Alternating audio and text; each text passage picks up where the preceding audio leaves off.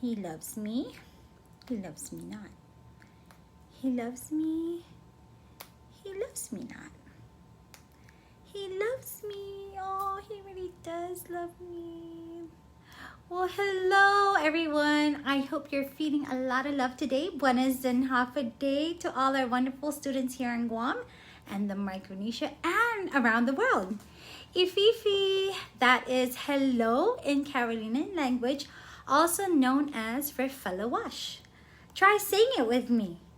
Ififi. Homala kafakifu, Mrs. Paulino. Welcome to PBS University Math Corner, where everyone counts. Now, can you guess what is a math teacher's favorite tree? It's called geometry. Well, today you and I will discover math and number patterns in plants. Believe it or not, many mathematicians have discovered mathematical concepts in nature. Leonardo Fibonacci is one of those mathematicians famously known for the Fibonacci Sequence. What is the Fibonacci Sequence?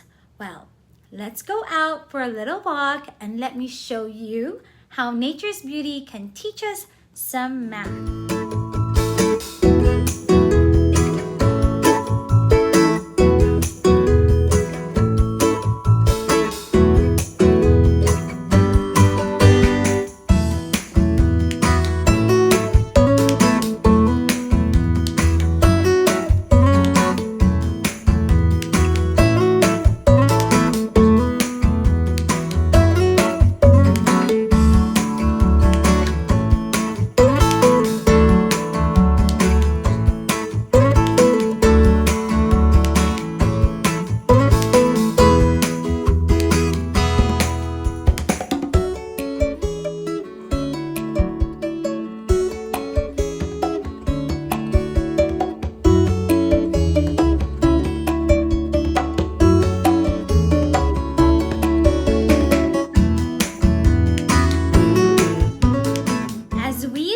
Our beautiful flowers around our island, counting the number of petals in each, you will find that most of these flowers have the number of the petals that are within the Fibonacci sequence. The Fibonacci sequence is the series of numbers starting with 0, 1, 1, 2, 3, 5, 8, 13, 21. Do you see the pattern? What do you think will be the next 3 series of numbers? The next number is found by adding up the 2 previous numbers. 3 is found by adding the previous numbers, 1 plus 2. 5 was found by adding the 2 numbers, 2 plus 3, and so on. So what are the next 3 series of numbers? The next number is 34. 13 plus 21 is 34. And then the next one is 55. 21 plus 34 is 55. And then the next one is 34 plus 55 is 89. Sunflowers vary in the number of petals, usually 34, 55, and 89. These Fibonacci sequence can also be found in the growth of succulents, pine cones, and spiral growth of shells. Isn't that amazing? Now, besides learning about the number of patterns in nature along the way, we also enjoyed spending time picking beautiful flowers to create something special. So as you can see, we have a mixture of flowers with some leaves gathered from the Garden of Tumon to create a flower crown. We are so blessed in our island to have such an abundance of natural beauty surrounding us. Now, what we need to do is to organize our flowers and create a pattern so that when we place them together around the crown, they will look very aesthetic. Other materials we need are the raffia string, about 5 feet long, a plastic packing strip for the headband, long enough to go around your head, and scissors. Let's begin. First, tie up one end of the string around the headband. Then, set your flowers on the headband, 1, 2, or 3 at a time depending on your pattern.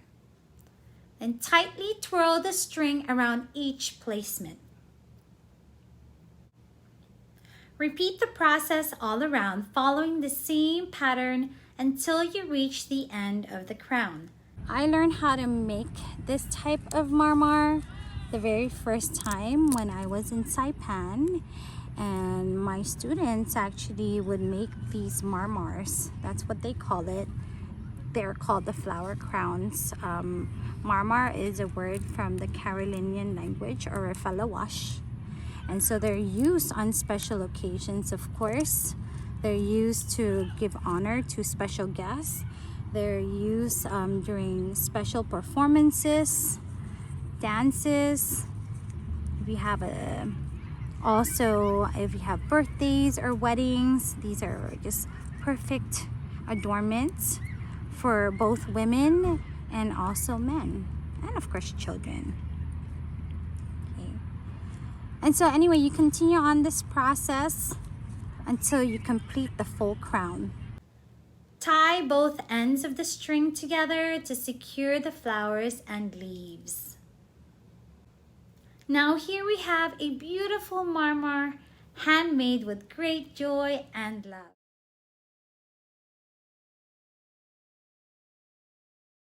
Now let's do some more math practice and see if you can determine a pattern for a series of numbers and objects. What are the missing flowers?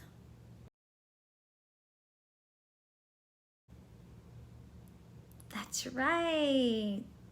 Now let's try the next one. What are the missing shapes?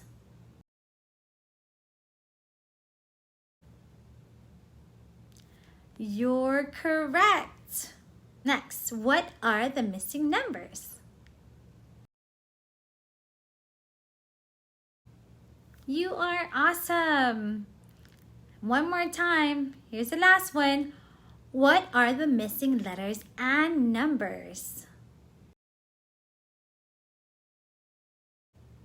That is amazing. Awesome job, everyone. I hope you had a great time today practicing with me some number patterns and learning about them also in flowers and nature. It was definitely a relaxing and enjoyable time for me and my girls. Well, I hope you do get a chance to go outside for a nice walk, and as you do, look out for the Fibonacci sequence, and don't forget to stop and smell the plumerias. They smell so nice. Thank you for joining me today. Remember, in math, everyone counts, and so do you. See you next time. Sahaka. Adios.